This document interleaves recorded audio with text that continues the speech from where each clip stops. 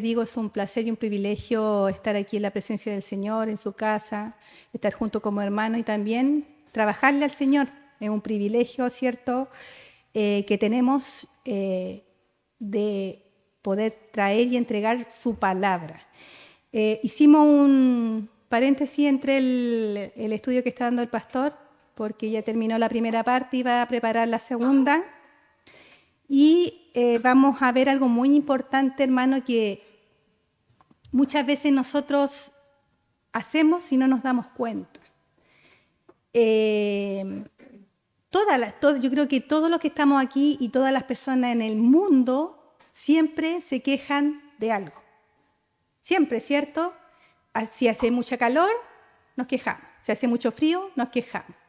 Si estamos bien, nos quejamos porque estamos muy bien. Si estamos mal, nos quejamos porque estamos mal. Entonces, siempre encontramos algo por qué quejarnos, por qué no estar conformes. Entonces, hoy hablaremos de la queja, ¿ya? Porque esto es algo grave, hermano, de lo que nosotros, un pecado grave que cometemos delante del Señor y no nos damos cuenta. Muchas veces el Señor no nos bendice por esto, o nos bendice pero no nos damos cuenta porque estamos tan ocupados quejándonos de lo que no tenemos que no nos damos cuenta de lo que tenemos. Así que vamos a ver a este pueblo, ¿cierto?, que es un pueblo rebelde. Está escrito en la Escritura, ¿cierto?, de que es un pueblo que después de que se podía tardar 10 días en estar en la tierra prometida, se demoró 40 años por porfiados, por quejones. Entonces vamos a leer Números 11 del 1 al 25. Se los voy a leer todo para que puedan entender. Esta predicación la partimos en dos para que no nos fuera tan largo.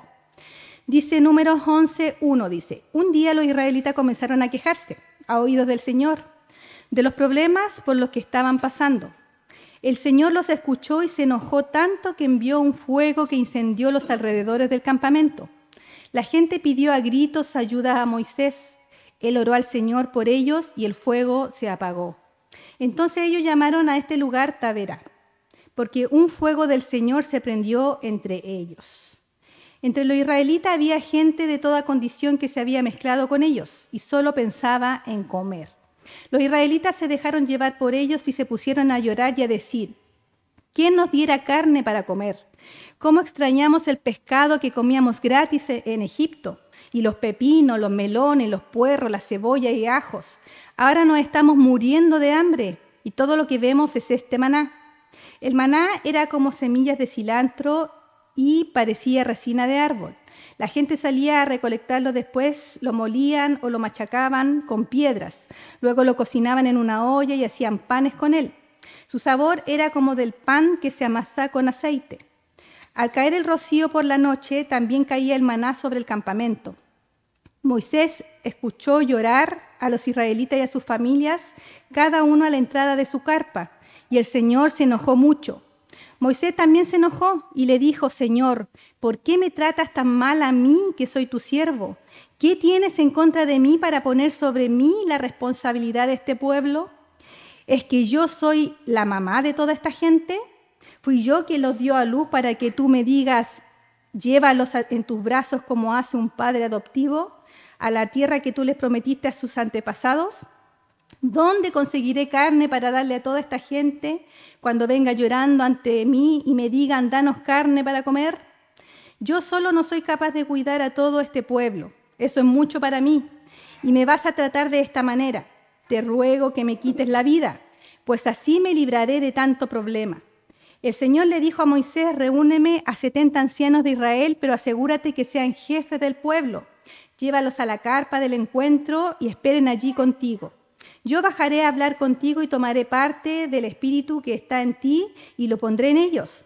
Así ellos compartirán contigo la carga que este pueblo representa para ti, de tal forma que no tengas que hacerte cargo de ellos tú solo. Después de ir al pueblo, purifíquense para mañana, pues van a comer carne.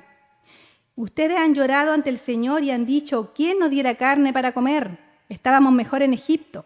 El Señor les va a dar carne y ustedes van a comer carne. No comerán carne solo un día, o 2, o 5, o 10, o 20 días, sino que comerán carne por todo un mes hasta que se les salga por la nariz y les provoque náusea. Eso les sucederá por haber rechazado al Señor que está en medio de ustedes y por haber llorado ante Él diciendo, ¿por qué tuvimos que irnos de Egipto? Entonces Moisés respondió, estoy en medio de un ejército de 600,000 hombres y tú decides. Yo les daré a comer carne por todo un mes. Y si se degollaran todos los rebaños y manadas, ¿habrían suficientes para darle de comer a todos ellos? Y si pescáramos todos los peces del mar, ¿les alcanzaría? El Señor dijo a Moisés, ¿es que acaso el poder del Señor tiene límites? Ahora verás si lo que he hecho sucede o no. El Señor hizo soplar un viento que trajo del mar bandadas de codornices que cayeron alrededor del campamento. Había codornices en una extensión de hasta un día de camino alrededor del campamento y a una altura de hasta casi 1 metro del suelo. La gente se levantó y recogió codornices todo el día y toda la noche y todo el siguiente día. El que menos recogió 2 toneladas y distribuyeron las codornices por todo el campamento. No habían todavía comenzado a masticar carne cuando el Señor se enojó con ellos y le envió el Señor una terrible enfermedad. Entonces ellos llamaron a este sitio tumbas de la glotonería, porque allí enterraron a la gente que no pensaba sino en comer. Del sitio tumbas de la glotonería del pueblo viajó hasta Haserot y así se quedó. ¿Se da cuenta? Esta es la historia de Israel donde el Señor lo alimentaba con maná.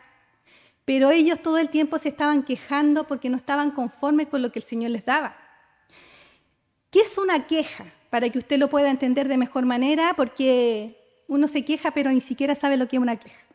Bueno, la queja es una expresión de dolor, de pena, de descontento, muestra de oposición o protesta por alguna cosa. Cuando nos pasamos la vida haciendo esto, hablando desde el dolor, desde la pena, desde el descontento, de la oposición, ¿cierto? Vivimos amargados. Se pone una amargura en nosotros y no vamos a ver las bendiciones que el Señor nos da. Y en vez de verlas como bendiciones, las vamos a ver como maldiciones, como algo que estorba, como algo que nos sirve. Y vamos a ver todo como una desgracia. Así como nosotros los papás, ¿cierto? No nos gusta que los hijos se quejen cuando comen o cualquier cosa, los retamos, ¿cierto? No se queje, tiene de todo, ¿por qué se queja? ¿Cierto? Así Dios también se queja, o sea, se molesta con nosotros porque nos quejamos, porque no estamos conformes con lo que Él nos ha entregado. Hay un cuento judío muy conocido de un granjero que vivía en una casa con su esposa, 2 hijos y un perro. Pero la casa era pequeña. Así que él vivía quejándose. En un momento no aguantaba más y fue donde el rabino y le dijo, rabino, ¿qué hago? Vivo, ¿cierto?, con mi esposa, con mis hijos, con un perro, pero la casa es demasiado pequeña. Nos estorbamos uno a otro. Entonces el rabino le preguntó, ¿tú tienes una cabra? Y el granjero le contestó, sí, anda y métela en la casa. Ven la semana próxima. Así que él fue, la semana próxima retornó y el rabino le preguntó, y dime, ¿cómo estás ahora? No, le dijo él, las cosas están peor que antes. El rabino le dice, ¿tú tienes una vaca? Y le dijo él, sí, sí tengo una vaca. Anda y métela a la casa. Y ven la semana próxima. Y así luego la siguiente semana le dijo que metiera gallinas, conejos, ¿cierto? Y la última semana, cuando él vino antes que el rabino le preguntara, desesperado le dijo, esto es insostenible, no sé cómo voy a hacer. Entonces va el rabino y le dice, anda a tu casa y saca los conejos. Y vuelve la próxima semana. Y así lo dijo, ¿cierto? Saca la gallina, saca la cabra, hasta, ¿cierto?, que llegó, ¿cierto?, la última que fue la cabra, la primera que metió. Y cuando llegó el rabino, la siguiente, cuando sacó todos los animales de la casa, llegó al rabino y no tuvo que preguntarle nada al campesino, porque llegó feliz, contento, diciendo lo bien que estaba y mejor que nunca, no dándose cuenta que estaba exactamente igual como había empezado con su esposa, sus hijos, sus 2 hijos y su perro. Y muchas veces, hermanos, nosotros somos así. Muchas veces nosotros somos así, no nos damos cuenta, ¿cierto?, de lo bien que estamos y siempre queremos más. Esto solamente es una historia, pero nos muestra, ¿cierto? Nos muestra la tendencia tan fuerte que tenemos todos los seres humanos de quejarnos de nuestras circunstancias, de nuestra realidad de vida, de nuestras situaciones. Y a la vez no dejarnos valorar lo que tenemos, lo que Dios nos ha entregado en nuestra mano. Entonces, en este capítulo de Números 11, nosotros tenemos aquí una enseñanza maravillosa respecto, ¿cierto?, a lo que nos relatan los 3 primeros versículos, que es una parte, y el segundo, que son los otros versículos que leímos después, que ocurren es otro evento diferente. Lo de las codornices, y antes cuando empezamos que los israelitas se estaban quejando, son 2 eventos diferentes. ¿Ya? ¿Por qué sabemos esto? Porque uno ocurrió en Taberá y otro ocurrió cuando se iban de vuelta a Haserot. Así que nosotros vemos que el argumento central de esta historia es la queja. Eso es lo que nos cuenta en esta historia y el punto principal es la queja del pueblo, ¿cierto? Y cómo esto Dios lo toma como grave pecado. Así que nosotros queremos acercarnos a esta historia, vamos a ocuparla, ¿cierto?, en estas 2 veces que vamos a hacer la predicación y vamos a ver 6 razones por qué la queja es pecado y es mala delante de Dios. En primer lugar, es un pecado porque es una manifestación de inconformidad, desacuerdo, rebeldía hacia la dirección y voluntad expresa de Dios. Repito, es una manifestación de inconformidad, desacuerdo y rebeldía hacia la dirección y la voluntad expresa de Dios. Cuando nosotros empezamos a leer este capítulo, dice que el pueblo comenzó a quejarse, pero no dice por qué. Acuérdense que son 2 historias, los 3 primeros versículos es una historia diferente. Ahí no dice por qué se estaban quejando, después habla, ¿cierto?, de que se quejaban porque comían solo maná, pero querían carne. Entonces, esta división de capítulos, acuérdense que la Biblia está escrita de corrido, pero cuando los hermanos, ¿cierto?, la modificaron o la ordenaron por capítulos y versículos. Pero sabemos que cuando no entendemos un capítulo, un versículo, tenemos que irnos al capítulo anterior y al anterior hasta que nosotros entendamos el contexto de la historia o de lo que nos está diciendo la Biblia. Así que cuando leemos el capítulo 10, hasta el capítulo 9 nos damos cuenta que se va relatando esta historia y por qué se estaban quejando. En Números 9, 20, 23 dice: igual sucedía cuando la nube estaba sobre la carpa sagrada. Solo unos pocos días a una señal del Señor, a una señal del Señor ellos acampaban y a una señal del Señor se ponían en marcha. A veces la nube estaba sobre la carpa solo desde el atardecer hasta el amanecer y se movían en la mañana. Entonces ellos se ponían en marcha, fuera de día o de noche.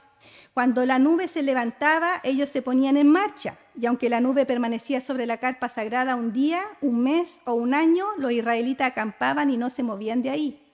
Pero cuando la nube se movía, ellos se movían también. A una señal del Señor ellos acampaban, y a una señal del Señor ellos se ponían en marcha, obedeciendo las órdenes del Señor, las cuales el Señor daba a través de Moisés. Y el capítulo 10, inmediatamente antes del versículo 1 del capítulo 11, el número 10, 33 al 36, dice: entonces ellos se fueron de la montaña del Señor y viajaron por 3 días. El cofre del pacto del Señor viajó frente a ellos esos 3 días. Iban en busca de un sitio para acampar. Desde que dejaron su campamento, la nube del Señor estaba sobre ellos durante el día. Y cada vez que se iba a poner en marcha el cofre sagrado, Moisés decía: levántate, Señor, que se dispersen tus enemigos y huyan de ti los que te odian. Pero cuando el cofre se detenía, Moisés decía: regresa, Señor, a las incontables multitudes de Israel.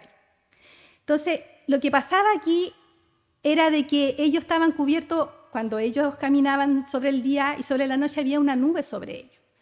Y esa era la señal del Señor. Cuando la nube se detenía, ellos se tenían que detener y acampaban ahí. Podían, como decía aquí, podían ser 3 días, una semana, un mes, hasta un año. Podían estar acampando en un lugar. Y se movía la nube y ellos tenían que seguir esa nube. Entonces, definitivamente ellos estaban cansados. Acuérdense que estaban en el desierto. Y un viaje, vuelvo a repetir, un viaje que debía durar 10 días, se volvió en 40 años. Entonces, ellos estaban cansados de las condiciones del desierto que no son las ideales, pero tampoco entendían el sistema de avance. A ellos se le había dicho que se dirigían a una tierra prometida, la cual, cierto, fluía leche y miel. Era una nación que iba a ser de ellos, un pedazo de tierra que iba a ser de ellos. Entonces, los acontecimientos ocurren después de que ellos permanecen cerca de un año en Sinaí, y ellos estaban partiendo desde el sur de Sinaí hacia el norte, dirigiéndose a la tierra que estábamos hablando y que Dios le había prometido. Así que ellos empezaron a caminar, pero en un momento la nube y la columna de fuego se paraban y ellos duraban 3 semanas en un lugar, pero de un momento a otro la nube avanzaba, ¿cierto? Y ellos tenían que caminar y caminaban a veces por 3 días, por una semana. Imagínese usted caminando día y noche por el desierto. Entonces, así posiblemente ellos ya estaban cansados, no tanto por la voluntad de Dios, ¿ya? Porque Dios expresaba claramente su voluntad. Lo que ellos se quejaban era porque no entendían la voluntad de Dios, no entendían lo que significaba o lo que Dios estaba haciendo con ellos. Entonces, vemos aquí que un creyente genuino y verdadero desea saber la voluntad de Dios en su vida, ¿cierto? Todos queremos saber cuál es la voluntad de Dios para nosotros. ¿Qué propósito tenemos en esta vida, cierto? Pero algunos aspectos nos habla la Biblia que son muy claros y específicos en nuestra vida y otros no son tan claros porque parten de un principio, ¿cierto? Sin embargo, ellos tenían la voluntad de Dios muy claramente establecida sin lugar a dudas, pero les molestaba el hecho de no entender. Y eso, hermano, es lo que muchas veces nos pasa a nosotros. Se supone que nosotros somos, aquí habla de un creyente genuino. Y muchas veces nosotros, el creyente genuino, ora al Señor y lee la Escritura. ¿Para qué? ¿Para qué usted lee la Escritura y le ora al Señor? ¿Qué nos pide al Señor que nosotros hagamos? Que lo conozcamos. La Escritura, la Biblia, de Génesis hasta Apocalipsis, habla de qué es lo que quiere Dios para nosotros. ¿Qué propósito tiene Dios para nosotros? ¿Qué busca Dios para nosotros? ¿Quién es Dios? ¿Cómo siente? ¿Cómo piensa? Pero aún así, no lo conocemos.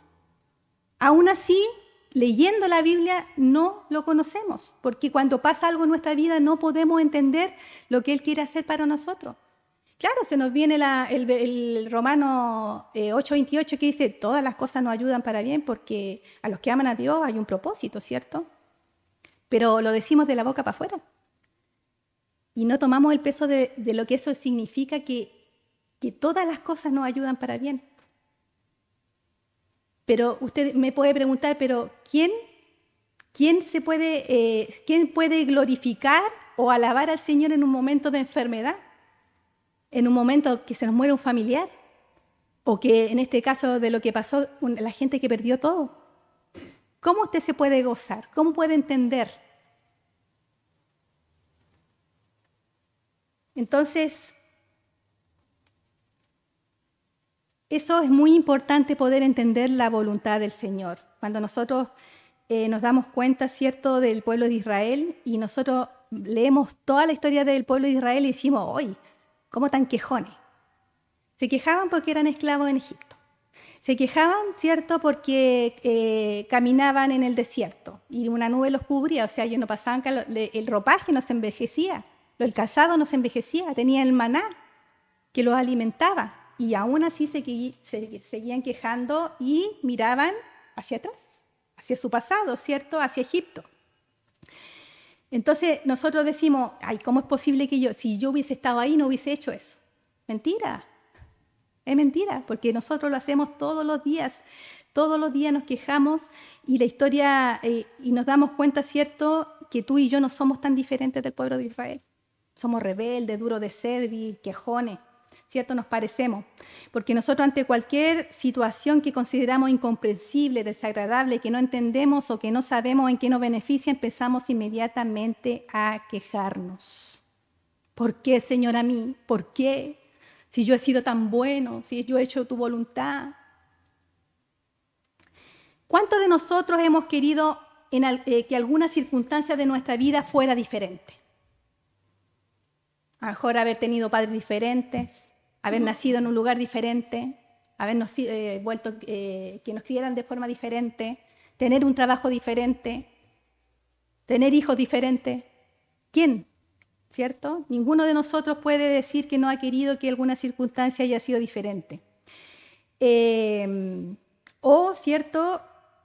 No solamente eso, sino que la circunstancia, y aquí lo que voy a decir, ¿cierto? Nos ha pasado a muchos que a lo mejor no lo dicen por vergüenza, pero es una realidad que a veces hemos querido que algunos de los mandatos y principios bíblicos de la Escritura fueran diferentes también. Que no sea tan drástico el Señor, ¿cierto? En lo que dice. Cuando dice perdona, pero nos gustaría que no fuera, perdona pero a los que amas, no a tu enemigo, porque aquí nos habla la Biblia, ¿cierto?, de amar a nuestros enemigos, de ayudar a nuestros enemigos. ¿Y cómo va usted a ayudar o amar a alguien que le ha hecho tanto daño? Entonces, a veces nosotros hemos querido hasta que la Escritura o que Dios, los mandatos de Dios fueran diferentes, ¿cierto? Pero nosotros nos olvidamos que Dios y nosotros no somos iguales, que somos muy diferentes, ¿cierto? Que nosotros no somos Dios, sino que somos su creación, somos su criatura, somos creación del Señor. Si usted se da cuenta, la Biblia nos habla de que somos esclavos de Cristo. Y siempre lo repito, ¿cierto? Usted sabe lo que es un esclavo en la antigüedad, cuando existía la esclavitud, no tenían derecho a nada. Y no podían decirle que no a su amo ni a su patrón. Ellos tenían que hacer lo que el patrón le decía, lo que el amo le decía. Ellos no tenían dinero, ellos trabajaban sin una ganancia, solo comer y nada más. Entonces, nosotros somos criaturas del Señor. Por eso la queja es inaceptable para el creyente, porque cuando un creyente se queja está poniendo en duda el carácter de Dios, o está desconfiando de su bondad, o desconfiando de su poder, o desconfiando de su sabiduría. Le voy a explicar de una manera más clara todavía. Cuando nosotros nos quejamos, ¿cierto?, es porque no entendemos. Entonces, nosotros sabemos, y nosotros en nuestra mente finita, humana, creemos, ¿cierto?, que hay otras opciones mejores para nosotros. O sea, la Biblia dice algo, pero ahí se puede mejorar, se puede adaptar, ¿cierto?, el pensamiento que uno tiene. Que hay otras opciones mejores para nosotros. O sea, lo que le estamos diciendo es que Dios quiere darnos más opciones o mejores, pero quizás Él no puede hacerlo. No tiene el poder para hacerlo lo que yo pienso que es mejor para mí, ¿cierto? O peor aún, que Él ni siquiera sabe que hay opciones mejores para nosotros. Dios no sabe, está tan viejito, ¿cierto?, que no sabe que hay opciones mejores para nosotros. Yo tengo una idea súper buena que a lo mejor a Dios no se le ha ocurrido. Y con esto estamos diciendo que nosotros sabemos mejor que Dios lo que nos conviene. Así de patudos somos. Y es lo que hablábamos en la reunión de matrimonio, ¿cierto? De que Dios en todo momento nos hace que nosotros nos quitemos el yo. El Señor nos dice que nosotros debemos morir y crucificarnos en la cruz. Que todo ese yo, que todo ese ego, esos sueños, esas ganas de hacer lo que sea, tienen que morir, y yo lo que tengo que hacer es hacer la voluntad del Señor, que es perfecta y agradable, ¿ya? Entonces nosotros siempre creemos saber lo que nos conviene, pero Él siempre sabe lo que nos conviene porque es Dios. Y es parte de la omnisciencia del Señor, que es sabio y bueno, porque siempre Él persigue lo mejor para nosotros y cumple sus propósitos. Isaías 55, 8 y 9 dice, el Señor dice, mis pensamientos no son como los de ustedes, ni tampoco mi manera de obrar, porque así como el cielo está tan arriba de la tierra, de igual manera mi manera de obrar es tan diferente a la de ustedes. Mis pensamientos son más altos que los suyos. Ahí el Señor lo está diciendo, ¿cierto? Que tu idea o tu pensamiento, que pienses que hay cosas mejores para ti, es un pensamiento diabólico. Acuérdense que Satanás, ¿por qué lo echaron del cielo? Porque quiso ser igual a Dios. Y cuando tú te quejas, cuando tú piensas que hay algo mejor para ti, tú te estás poniendo al nivel del Señor. O sea, estás queriendo ser tu propio Dios. ¿Y qué hizo el Señor con Satanás?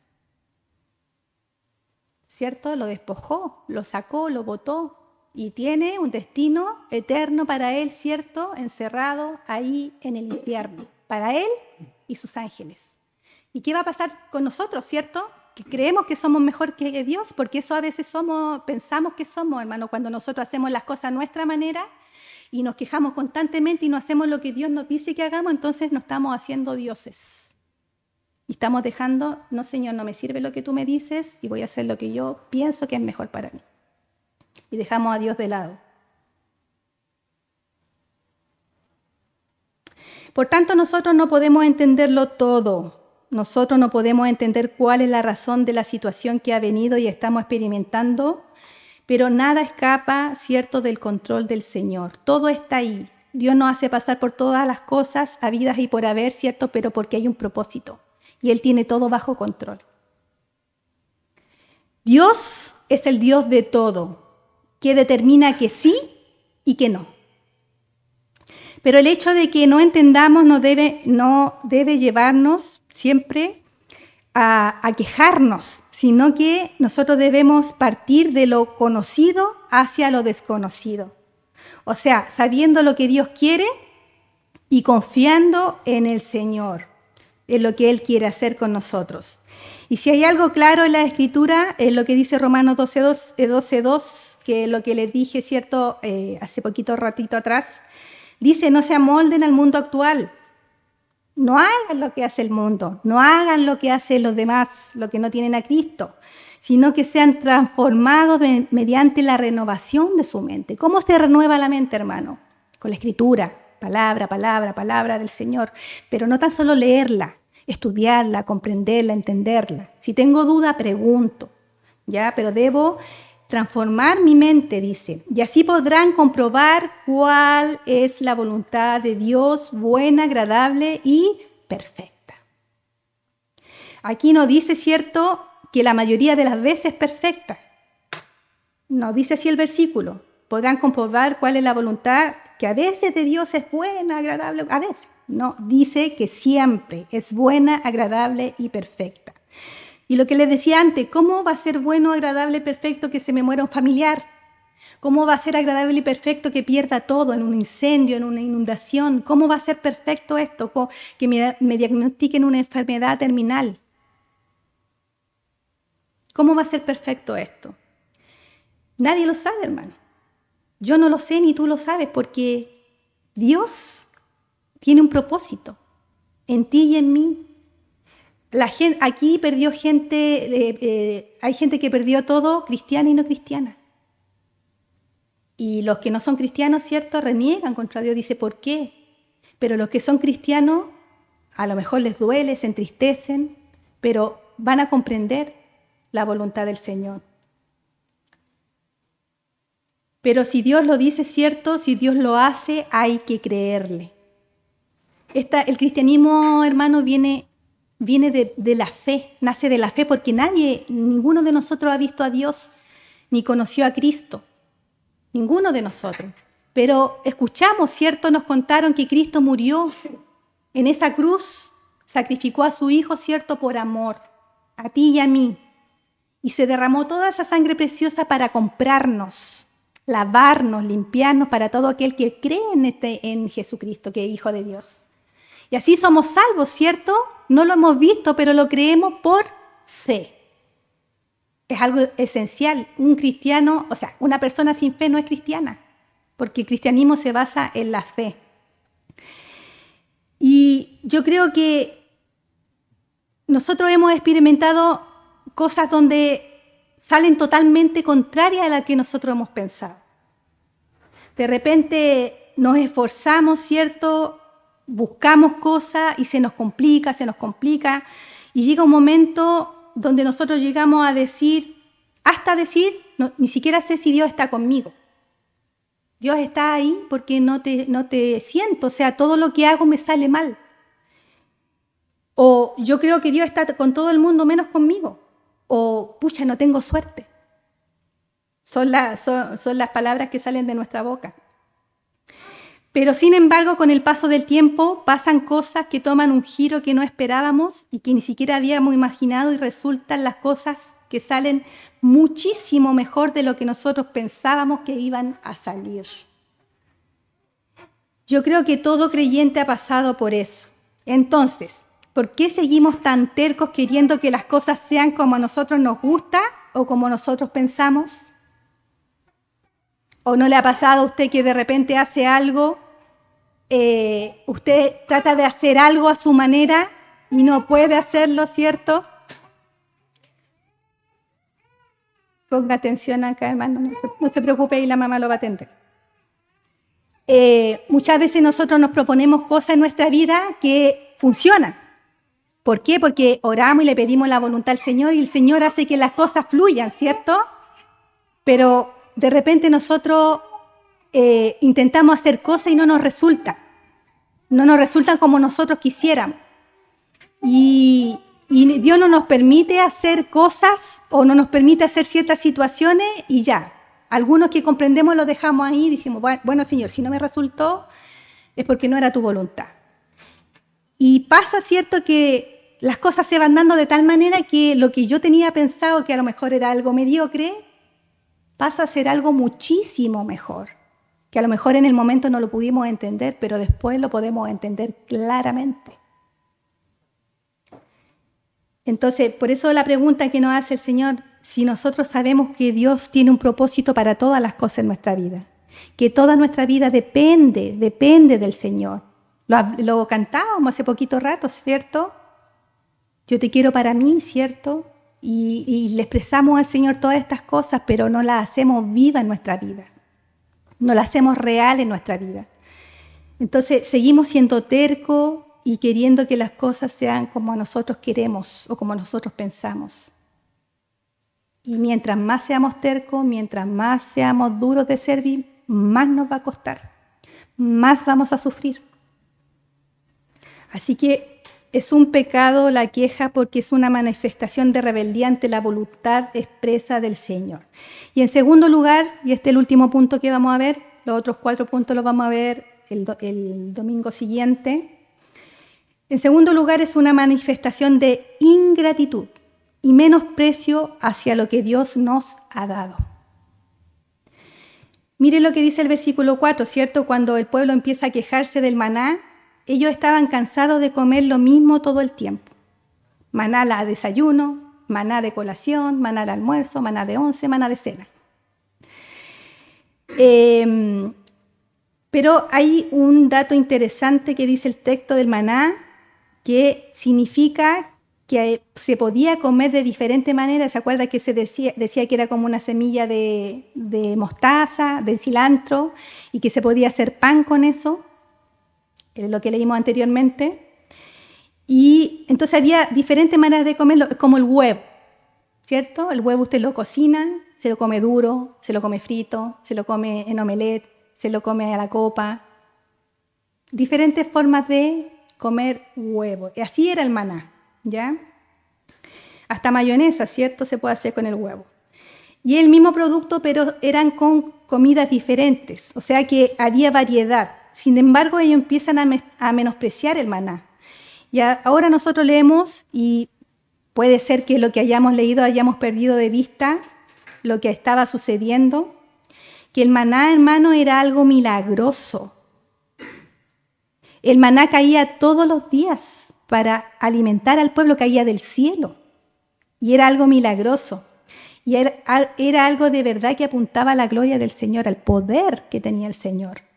El maná caía 6 veces a la semana, menos los sábados, ¿ya? Porque sabemos que el sábado era el día de reposo que tenían ellos.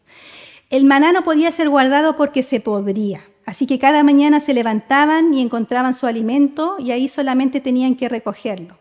Algunos parecidos a nosotros, cierto, desobedientes, pero que le llaman, que eran previsores, no obedecieron y guardaron maná porque no sabían si al otro día, diciendo el Señor que le iba a mandar maná todos los días, pero ellos no creían, cierto, y apartaban para 2 días. Pero ¿qué pasaba con esto? Se les podría, ¿cierto? Pero, y como el sábado era el día de reposo y no caía maná, el del viernes no se echaba a perder. O sea, ellos el día viernes podían recoger para viernes y para sábado. Era el único día que podían guardar para el otro día, porque el sábado no caía. Entonces, esto lo estaba librando también a la nación en ese momento de la maldición adámica o dénica, cual fue parte de la sentencia de Dios, decía sobre el pecado de Adán, que dice, con el sudor de tu frente comerás todos los días. Ellos no labraban la tierra para comerse el maná, ni hacían ningún tipo de trabajo. Lo único que hacían y que podía hacerlo sudar era salir en el desierto a buscar el maná que el Señor les había mandado. Era el único esfuerzo que ellos hacían para poder comer. Entonces, el Salmo 78, 24, 25 dice acerca del maná: hizo que les lloviera maná para que comieran pan del cielo, les dio a comer, y todos ellos comieron pan de ángeles. Dios les envió comida hasta saciarlos. Y en los tiempos de Cristo, aunque los israelitas en ese momento se quejaron del maná, que maná todo el día, pero cuando fueron los tiempos de Cristo, el pueblo de Israel ahí se gloriaba de esto. E incluso le dijeron a Cristo que ellos eran la única nación que había recibido pan del cielo, o sea que esto era algo glorioso. Pero, ¿qué pasó? Que el pueblo llegó a acostumbrarse, pero no solamente a acostumbrarse, sino que el pueblo llegó a menospreciar el pan del cielo. Se acostumbró tanto a que Dios le mandara maná todo el día, que ya no agradecían de tenerlo. Es como el agua, ¿cierto? Usted está acostumbrado a que usted se levanta, abre la llave, pone un vasito y hay agua. Pero en este tiempo que ha pasado todo lo del temporal, usted no sabe lo que significa el agua. ¿Cuánta gente hay? Mi mamá está sin agua hace una semana. Tiene un tambor, ¿cierto? Lo tiene que hacer durar para todo, hasta que le llegue. El agua, más adelante, van a haber guerras por el agua, porque el agua se está acabando.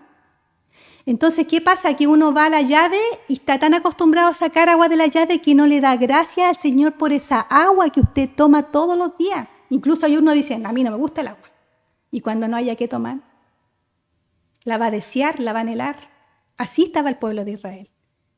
Como el agua, ¿cierto? El maná. Ya estaban tan acostumbrados de tener maná que no agradecían al Señor por tenerlo y por que se podían alimentar. Entonces dice el versículo 6, ahora nos estamos muriendo de hambre. Mire, qué mal agradecidos, se están muriendo de hambre y tenían maná para comer. Dice, nos estamos muriendo de hambre y todo lo que vemos es maná, así como cualquier cosa, esta cuestión. Así como cuando abrimos el refrigerador, ¿cierto? Y miramos y hay paté, mermelada, huevo, bueno, y nada para comer. ¿Te ha pasado, no? O abre el closet y tiene lleno de ropa, se le cae la ropa al suelo porque ya no hay a dónde echar. No tengo qué ponerme. Así de malagradecidos somos. Así estaba el pueblo de Israel. Algo que Dios le daba de manera milagrosa cada día, algo nutritivo. El maná, hermano, tenía todos los ingredientes nutritivos que ellos necesitaban. Era un alimento tan completo que no necesitaban. O sea, ahora nosotros nos hacen comer balanceado, ¿cierto? Fruta, verdura, carne, de todo un poco. El maná lo tenía todo. Tenía todo lo que ellos necesitaban para que ellos no se murieran de hambre. Pero eso es lo que pasa, ¿cierto?, que cuando nosotros menospreciamos los dones y los regalos de Dios, Él lo considera como un menosprecio a Él mismo. ¿Por qué? Porque dice el versículo 20, sino que comerán carne por todo un mes hasta que les salga por la nariz y le provoque náuseas. Eso les sucederá por haber rechazado al Señor que está en medio de ustedes y por haber llorado ante Él diciendo, ¿por qué tuvimos que irnos de Egipto? Esto está escrito, hermano, para ejemplo para nosotros, para que no seamos iguales a ellos. Usted no se demore 40 años, una eternidad o hasta que se muera en lograr lo que Dios o el propósito que Dios tiene para usted. Ellos tenían como propósito llegar a la tierra prometida. Vuelvo a repetir, 10 días se iban a demorar caminando. Y por su rebeldía, por su quejumbre, por no estar obedeciendo al Señor y todo el tiempo menospreciar a Dios, ellos se demoraron y ni siquiera entraron. Entraron sus hijos. Los que salieron de Egipto no entró ninguno, solo Josué. Entonces se da cuenta de lo que provoca que nosotros menospreciemos al Señor. Entonces nosotros debemos cuidarnos y nosotros debemos orar que la familiaridad de las grandes cosas que Dios nos ha dado no nos impida apreciar las que en su justa dimensión nos ha entregado. Hermanos, yo creo que ninguno de ustedes puede decir que no tiene todo lo que usted, a lo mejor no tiene todo lo que usted quería tener, pero tiene casa, tiene auto, está sano, tiene trabajo, tenemos agua. ¿Nos pasó algo para la inundación? Una gotera, el patio medio mojado. Tenía para calentarse, tenía para comer. Hay gente que no tiene para comer, que está atrapada, aislada, que no tiene para comer. Nosotros tenemos todo, hermanos, y aún así estamos desconformes. Aún así nos quejamos y aún así sufrimos por lo que desearíamos tener y no nos damos cuenta de lo que realmente tenemos en nosotros, lo que Dios nos ha dado, la bendición, ¿cierto? Nuestro esposo, nuestros hijos, nuestro hogar, nuestro auto, ¿cierto? Que nos sirve para llevarnos, para traernos. Y nos familiarizamos tanto con estas cosas que no logramos dimensionar que Dios nos sustenta, que no hemos tenido necesidad de nada, que a lo mejor hemos estado un tiempo sin trabajo o en escasez, pero aún así no nos ha faltado nada para comer. Todo lo contrario, tenemos mucho más de la promesa. La promesa era pan y agua. Y usted tiene quesito, tiene paté, tiene de todo lo que usted quiera, lo que a usted le gusta. ¿A cuánto nos ha pasado que recibimos algo por lo cual hemos orado y cuando lo recibimos lo valoramos, pero un poco tiempo, nos acostumbramos siempre, ¿no es cierto? Y olvidamos de lo que tenemos es una muestra del amor y la bondad de Dios. Y entonces empezamos a buscar otras cosas, lo que no es malo. Siempre lo repetimos, si usted, por ejemplo, tiene un auto y quiere cambiarlo, no es malo. O si usted, la casa que tiene es muy pequeña y quiere comprar otra, no es malo, si eso no es malo. El problema es que cuando buscamos estas cosas y no las conseguimos, empezamos a quejarnos. O sea, yo quiero cambiar el auto, pero no se me da la facilidad y me quejo porque no he podido. Entonces, sufro por lo que quiero tener, pero no aprecio que tengo algo que me sirve y que fue lo que Dios me dio en el momento que yo se lo pedí. No sé si se entiende, ¿cierto? El punto se entiende. Entonces, nos empezamos a quejarnos de una manera injusta. ¿Quién no ha oído estas expresiones como de nuestras bocas? A mí las cosas nunca me salen bien. Como le decía delante, que tengo mala suerte.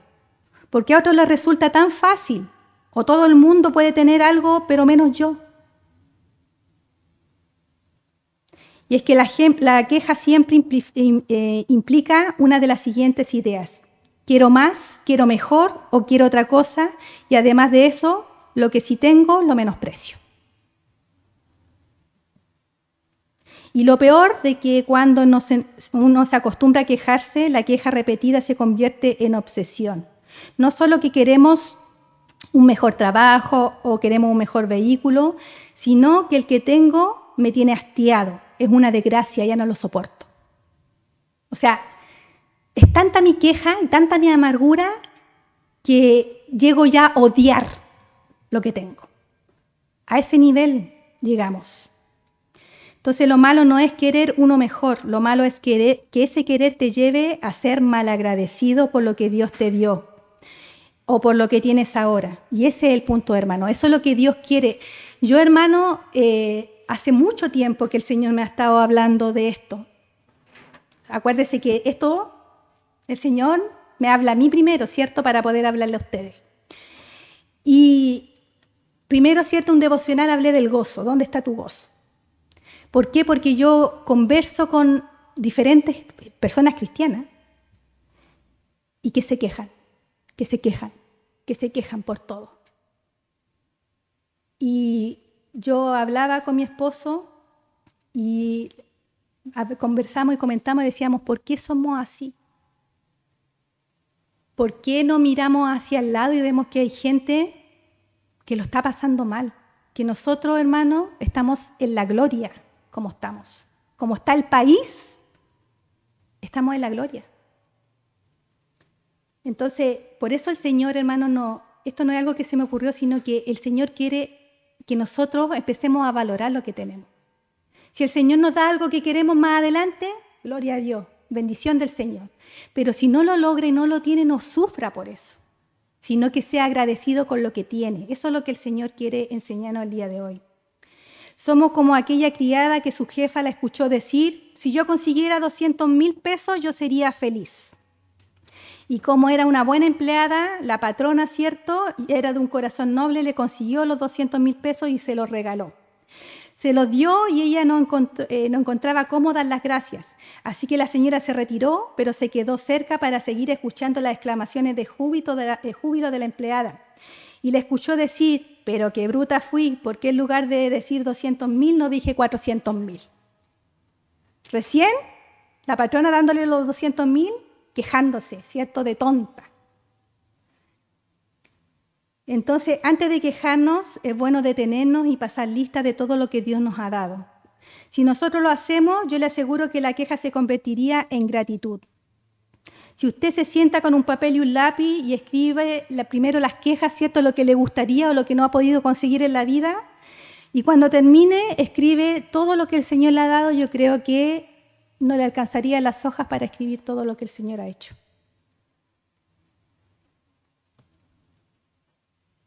Así que tenemos que ver las cosas que son más las cosas buenas que Dios nos ha dado. Yo creo que tan solo con decir que somos salvos y tenemos a Cristo, ya lo tenemos todo.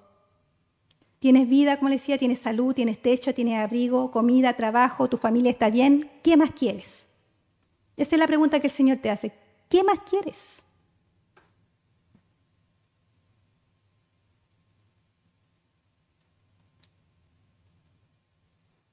Debemos tener la actitud del salmista en el Salmo 103:2, bendeciré al Señor con toda mi alma y no olvidaré ninguno de sus beneficios. Y es interesante que el versículo 1 no habla de bienes materiales, no habla de beneficios materiales, que es una alabanza que cantamos aquí, ¿se acuerdan? No dice que el Señor me va a dar casa, no dice que el Señor me va a dar auto, no dice que el Señor me va a dar educación, ni que me va a dar una cuenta bancaria. No, Él dice que Él perdona tus pecados, sana tus dolencias, Él rescata tu vida del sepulcro, te cubre de amor y compasión, Él colma de bienes tu vida y te rejuvenece como el águila. Como dice el versículo 10, es el quien nos ha tratado es el quien no nos ha tratado conforme a nuestros pecados, ni ha pagado conforme a nuestras iniquidades. Esos son los beneficios del Señor. El Señor no nos ofrece nada material. Él dice, busca mi reino y mi justicia y todo lo que necesites será añadido. Y estos son los beneficios que el Señor ofrece. Y yo creo, ¿cierto?, que es más que suficiente. Que Él nos perdone de nuestros pecados, que nos haya salvado, ¿cierto? Si el Señor nos hubiera tratado sin misericordia como nosotros merecíamos, estaríamos muertos, y justamente muertos. No injustamente, justamente muertos. Entonces debemos dar valor a lo que realmente tiene valor y ser conscientes de todo lo que hemos recibido de su mano. Estas son las dos primeras advertencias que el Señor nos da. Como decía, el próximo domingo vamos a ver las otras 4 que el Señor nos hace para que tengamos cuidado con la queja. Por eso se llama así la predicación, cuidado con la queja. Porque lo hacemos de manera habitual y no sabemos que cada vez que nosotros nos quejamos le estamos faltando el respeto al Señor. Decimos amar a Dios, Dios te amo, y no hallo cómo hacerlo, ¿cierto?, para agradecerte todo lo que has hecho conmigo. Pero minutos después nos estamos quejando. Que estoy gorda, que estoy flaca, que quiero ser rubia, que quiero ser morena, que tengo frío, que tengo calor, que me duelen los pies, siempre. Y todo eso es algo que no le gusta al Señor. Es algo cierto que le fallamos al Señor. Y el Señor ya no quiere que nosotros le fallemos, el Señor quiere que nosotros seamos obedientes. Y dice la palabra que seamos agradecidos en todo. Y ese todo habla de las cosas buenas y de las cosas no tan buenas que nos pasan, porque no son cosas malas, sino que les vuelvo a repetir, Romanos 8:28, que a los que aman a Dios, todas las cosas le ayudan a bien porque hay un propósito. ¿Ya? Póngase de pie, hermanos, vamos a orar. Amado Dios, en el nombre de Jesús te damos muchas gracias, Señor, por tu palabra.